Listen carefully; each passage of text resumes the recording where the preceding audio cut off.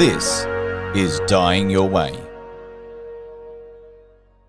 Welcome everyone to the Dying Your Way Encore series, where we revisit conversations that we've had in the past that seem particularly relevant in this time. And today's guest is going to be Dr. Marjorie Woollacott, who is a world-renowned neuroscientist, and she is a tenured professor at the University of Oregon. And she has just a lot of exciting projects in the works that have to do with her research in near-death experiences. And I'll put links below where you can find out more information about that. So she is author of the book Infinite Awareness, The Awakening of the Scientific Mind. Great book. In this book, she really explores the bridge between her scientific mind and spiritual realities that she came to know and experience. And it's just a fascinating book. I encourage you to pick it up. But I would encourage you also, while listening to this podcast episode, that you suspend any fixed beliefs that you have about religion, or suspend any fixed beliefs that you have about science, because we're listening with a curious mind to explore the possibilities of and the realities of the bridge that exists between the spiritual realm and the scientific community. I hope you enjoy the podcast. I know I loved revisiting it and getting in touch with Marjorie again before this, just to find out what she's doing. So I'll have links below. Here's the Encore conversation with Dr. Marjorie Woollacott. Enjoy. Welcome, everyone. Welcome to the Dying Your Way podcast. I am so happy to introduce to you today Dr. Marjorie Woollacott. Marjorie is a neuroscience, and she is a tenured professor at the University of Oregon, I believe, and you've been there for 3 decades. And you have been a committed and dedicated meditator for 4 decades. One of the things that I love about Marjorie, and I hope you don't mind me calling you Marjorie, but this is an amazing woman who has dedicated her life to science, to neuroscience specifically. And she has written a book called Infinite Awareness, The Awakening of the Scientific Mind. And this is a book that shatters a lot of firm beliefs that are held by scientists and by spiritual believers as well. It's an incredible bridge between the two based on science. And she doesn't say what people want to hear as much as what is provable in the realm of neuroscience. And I want for a moment our listeners to suspend any kind of preconceived notions or beliefs that you have, any spiritual dogma or any fixed scientific beliefs. Just let that go just for this conversation. Just consider life after death with an open mind. And with that, I would very much like to welcome and open up a conversation with Dr. Marjorie Woollacott. Marjorie, welcome. Thank you, Claire. So glad you're here. There's just so much that we could cover, and I want you to have the freedom to share with this audience, really what you think is pertinent. And there are a lot of different types of people that listen to this podcast. There are people that are patients, there are people that are family members, there are people that are professionals, early planners. There may be a neuroscientist or two that are out there, but probably not. So anyway, just why don't you start by just giving us an overview of your work and and where the focus of your work is right now in your life. Sure. So first of all, I was trained as a neuroscientist in rehabilitation medicine, and I worked with persons with stroke and Parkinson's disease, and also children with cerebral palsy. And I've published a textbook in rehabilitation and written a variety of papers in that area. And I think the most important thing is, like other neuroscientists, when I began my research, I had the view that human awareness was solely the product of the activity of neurons in our brain. I was basically a materialist scientist. Mm-hmm. But then early in my career, my sister invited me to a meditation retreat. And in that first meditation session of the retreat, I had an experience of awareness that was much more expansive than anything I had experienced before. I began to feel this energy pulsating from the core of my being, and it was radiating outward, and it felt like nectar. It felt like pure love and joy pouring out of me. And it felt like I was being awakened to a new way of seeing the world. And with it, this came a feeling of powerful connection with other people and with all the things around me. And I went back home and began meditating every day because it was so satisfying. Mm-hmm. But at first, I didn't know how to put those two perspectives together, this neuroscientist viewpoint that I'd had all of my youth in my career, and now this new understanding as a meditator. And there was a separation between those two worldviews that I didn't know how to really bridge. And in fact, my book, Infinite Awareness, is really about how I began to do research to expand my own scientific view of consciousness and to integrate it into the experiences that I have begun to have in meditation. So the first thing I did is I began to do research in my laboratory on meditation and what changes in the brain when we meditate. And like a lot of other scientists, I found that meditation makes our mind more agile, and we're better able to focus, and our perception becomes much more subtle. And we regulate our emotions better, that sort of thing. But this kind of research didn't really answer my true question, and that was, is there more to human consciousness than just brain activity? So it led me to examine the research exploring phenomena that many people report, but that science doesn't take seriously, like energy healing, like end of life, and also near-death experiences. And I was surprised to find carefully designed and controlled studies by scientists at major universities and medical centers published in peer-reviewed journals showing that consciousness is not necessarily tied to brain activity. So I never had heard of these before is because I, as a neuroscientist, had blinders on. And now I saw that there was much more research out there than I'd ever been aware of. So I'm going to ask you just the most elementary question. It's kind of like the chicken or the egg kind of conversation. So what comes first? I mean, does the mind creating consciousness come first, or does consciousness creating the mind come first? Is there a scientific answer to that? And I think there is. And I think, first of all, that consciousness comes first, creating the mind. And I'll tell you some of the research as we go along, but I think that I see consciousness as vast and limitless, like a vibrant awareness that exists beyond time and space, and that our brain is a filter. It's like this partial barrier to experiencing that consciousness fully. And I believe we tap into this vast consciousness to varying degrees in various times in our lives, like when we meditate, for example, or when we're near death, because we have that basically the equivalent of the semi-permeable boundary between our limited consciousness of our brains and this wider consciousness. And sometimes we go through that semi-permeable boundary. Mm. So I think the brain and the sense organs are not the source of all our mental experience, but they act as a filter. And they're literally receiving and filtering information from this independent, vast consciousness. And here's an interesting point that I like to make. Evolutionarily, this could be considered a very adaptive strategy to allow us basically to be aware of the most relevant stimuli for our survival in this world.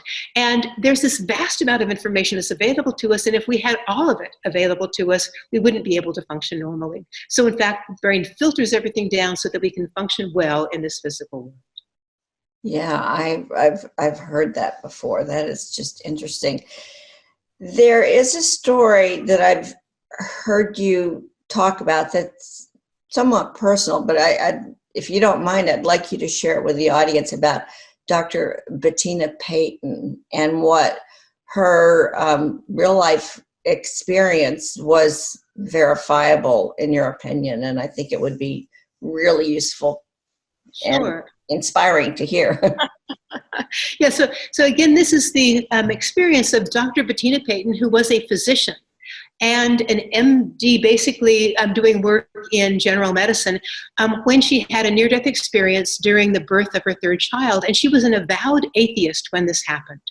And she said she went into cardiac arrest as the doctors were actually doing a cesarean section to deliver that third child. She was under anesthesia with her eyes taped shut to protect their corneas when she suddenly became wide awake, and she heard the anesthesiologist say, "Her blood pressure is plummeting fast." Now, at that point, she says she became aware of a very strange stillness spreading through her chest, and she realized something was missing. It was her heartbeat.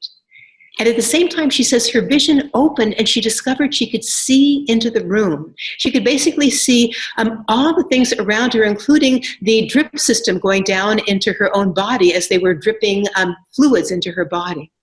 Now, she says the cardiac monitor just then registered the lack of her heartbeat with these loud beeps, and she saw the anesthesiologist slam his fist into the wall, basically to this bright red button to call a code to get all of the resuscitation team to actually come and help resuscitate her.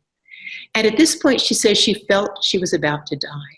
And she said that in her inner vision, she felt this vast darkness expanding behind her in the backmost boundaries of her mind. She said she felt herself leaning backwards and falling, like gliding downward in this graceful backward arc into the unknown. She says the darkness was vividly black with particles of sparkling light.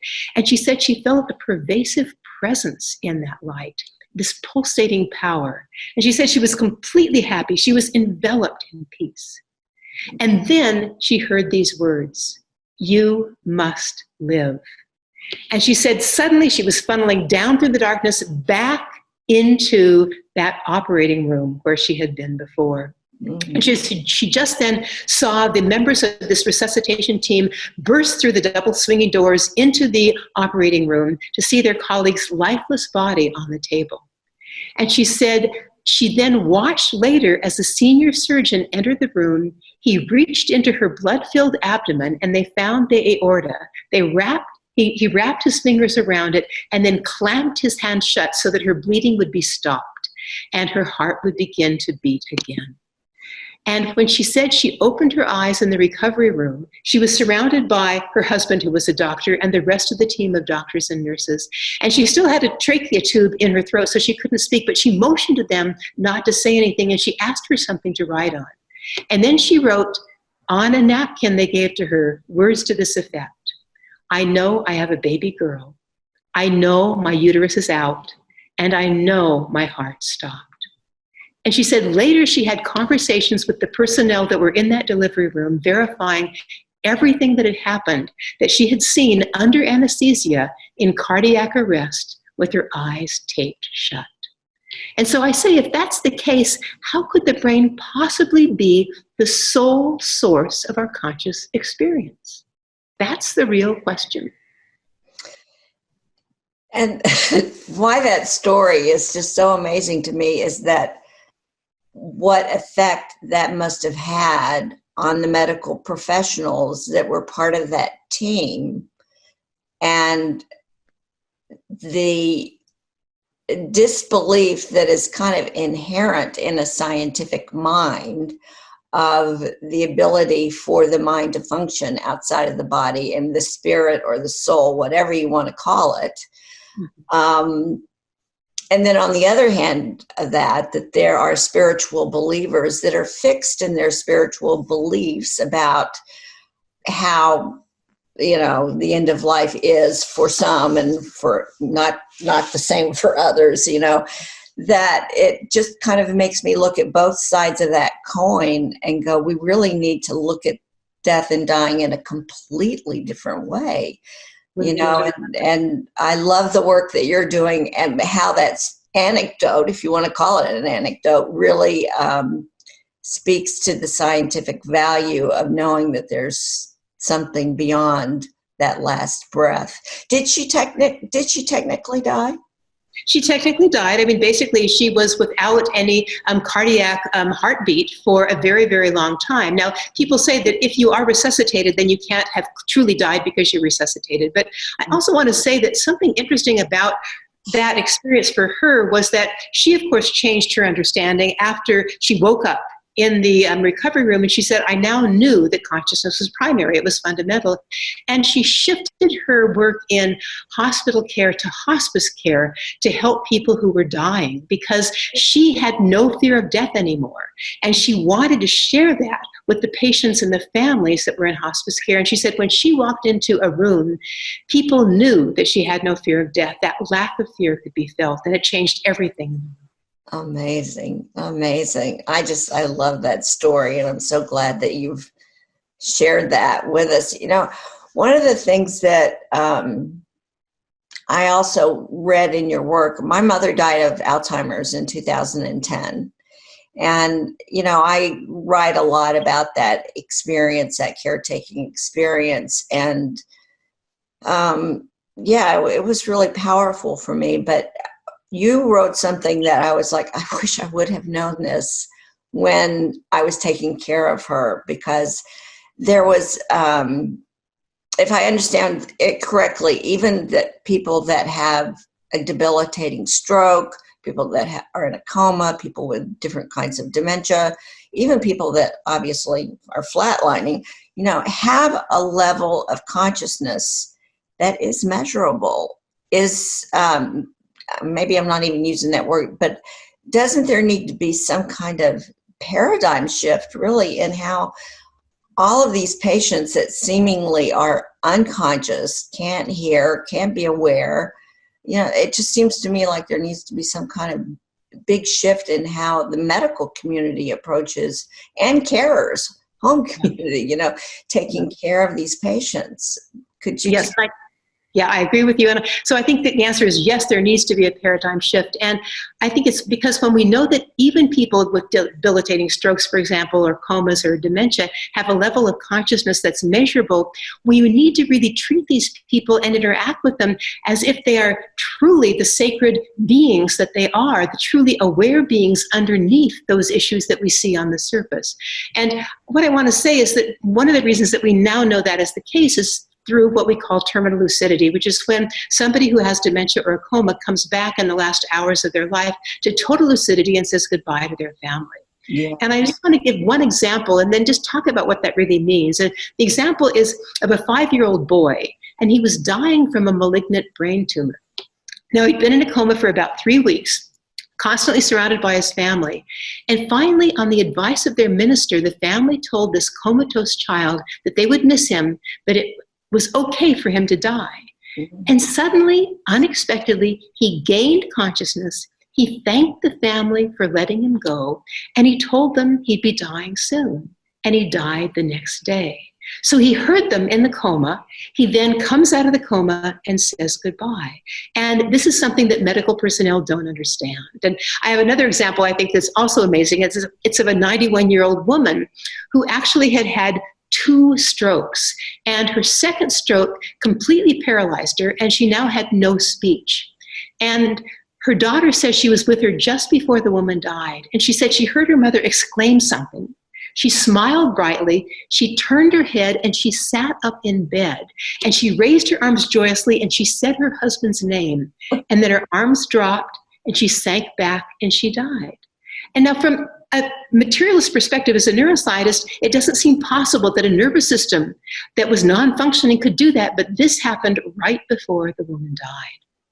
So one thing I like about these stories is that people are beginning to do research in the area. And one man that's doing the research is named Alexander Battiani from the University of Vienna. And he's asked physicians and other healthcare workers to actually look at people in hospice care, for example, during the last many years, to say how many people, for example, that had dementia or a stroke or a coma actually had terminal lucidity. And he found out that about 10% of those people actually come back to total lucidity, usually within the last 24 hours of their life, and usually for about 30 minutes to an hour. And they say goodbye to their family in this beautiful way. And what I think is interesting, and here's just, again, one more example that I love. There was this elderly woman who had dementia, and she was totally mute. She didn't recognize people anymore, but unexpectedly one day she calls her daughter from the nursing home where she is, and she thanks her daughter for everything. On the phone, or calls on her? the phone. She calls the daughter on the phone, and she lets the grandchildren get on the phone, and she has this warm conversation with the grandchildren full of kindness. And then she says farewell, and shortly afterwards she dies. So one of the interesting things for me, speaking of healthcare changes, is that one caregiver, when this happened to her, said that now I understand that I'm caring for nurslings of immortality. And I only wish I had known this earlier. I would have really cared for these patients in a totally different way. Yeah. Yeah. You know, when my father was dying, he was very lucid. I mean, he didn't have Alzheimer's or any kind of dementia. He had everything else wrong with him, but he was watching the Cowboys play football, and about halfway through the game, he was just like, well, sweet, I'm ready to go to bed now. Let's just get me in bed. I helped him into his bed, and he pretty much went into a coma and started the death rattle that night. And I was calling hospice, and they were telling me what to do. And that morning, and I was, on the couch in the next room the whole time. And the next morning, he was just alert. And he was like, oh, sweet. Do you see Sloan and Freddie? And he started naming all of these relatives that he was pointing to the corner of the room. Do you see him? Do you see him? And I was like, I don't, but I believe you do. And he just kind of laughed and chuckled. And then he went back into the coma. And about 1 a.m. that night, so maybe 14 hours later, he passed away. But it was, I don't know if that would fall into the terminal lucidity category, but he definitely saw people on the other side. And I love to compare birth to death. Yeah. And how, when babies are born, they are often like having conversations with people that we don't see. I mean, their attention is going somewhere, and it just feels like that the beginning of life and the end of life have a lot of similarities. And I don't know if that's ever been scientifically studied at all, but it has. Yeah, I mean, in fact, one of the people that's doing research right now is a man named Dr. Christopher Kerr, and he is a physician in hospice and palliative care in New York, in the United States. And what he has begun to do is to look at the end-of-life experience from the patient's perspective rather than just the physician's perspective. And he's been carefully interviewing these people about their dreams and their visions during the last weeks of their life. And just like you were saying with your own dad, that these people have dreams that they're very, very often of either deceased family members or friends that have died or pets that have died, and they come to them in the dreams, and they're these wonderful welcoming dreams very, very often. And they say that the dreams make these people feel so comforted. There's no concern, no terror, nothing like that. It's like, they're going to be there to greet me, and they've already come in this way. And he said that this happens to something like, I think, 3/4 of these patients that are in hospice care in those last weeks of their life. Mm.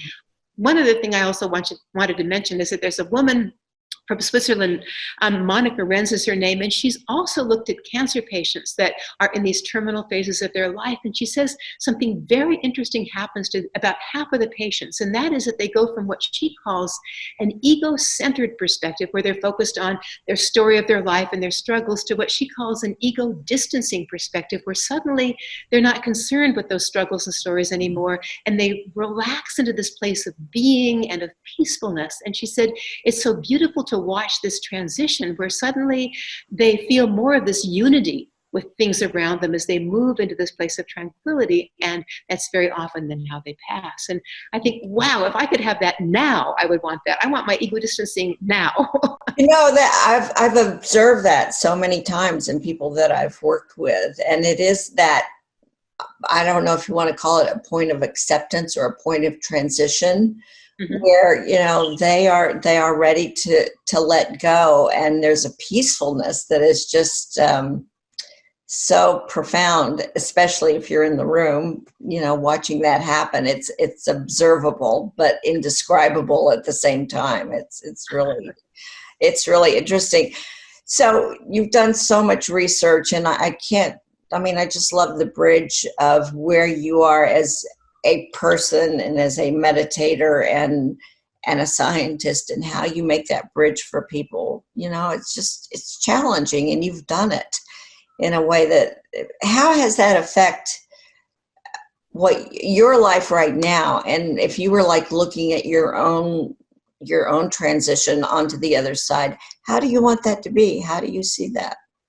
Well, that's an interesting question. And first of all, my own experiences in meditation, and of course, examining all of this beautiful research on near-death experiences and near-death awareness in persons in those final transition moments, has changed my total understanding of death. From before I began to meditate, I was one of those people that was frightened about it and didn't really want to think about it. And now I realize that it's just a transition to another state of awareness, and I don't feel I have anything to fear.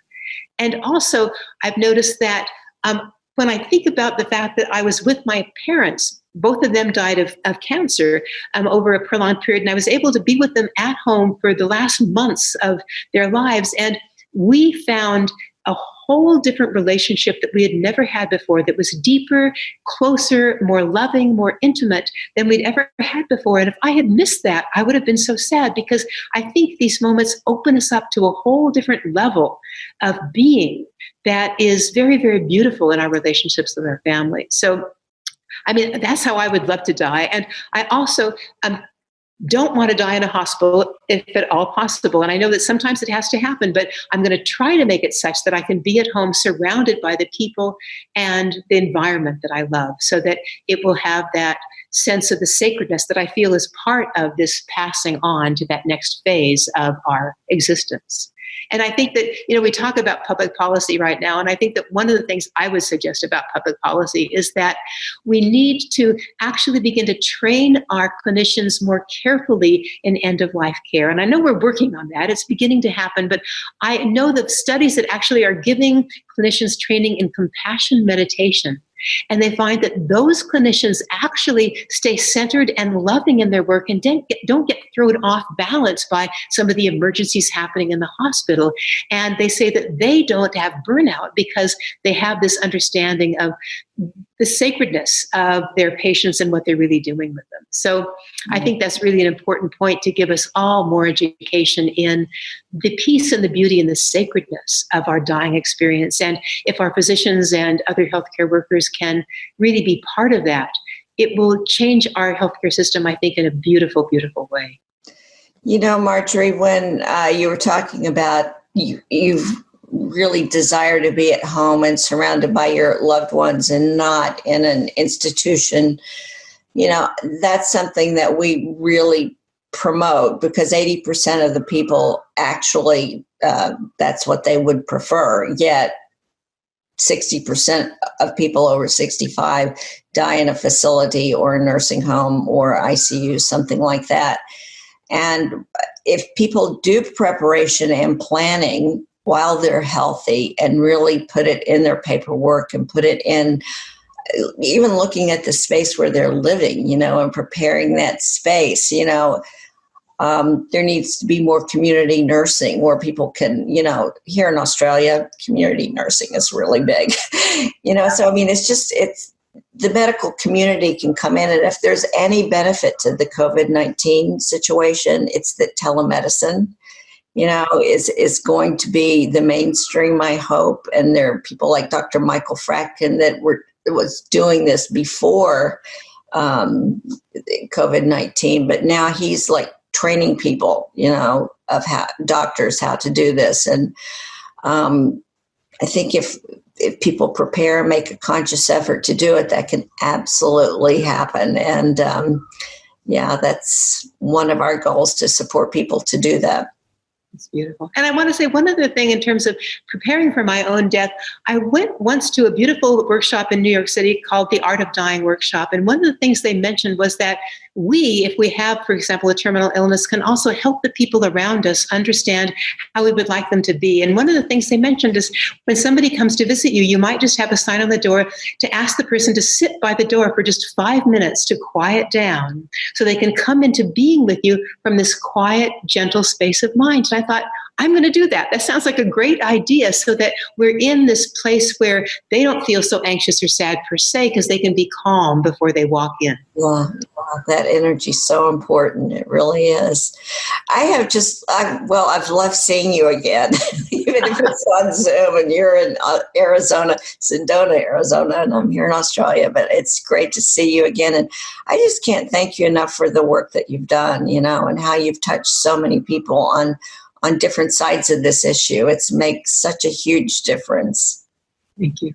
Yeah. And if there are people that are listening to this podcast, is there a way that they could get in touch with you, a website, or a way they could contact you?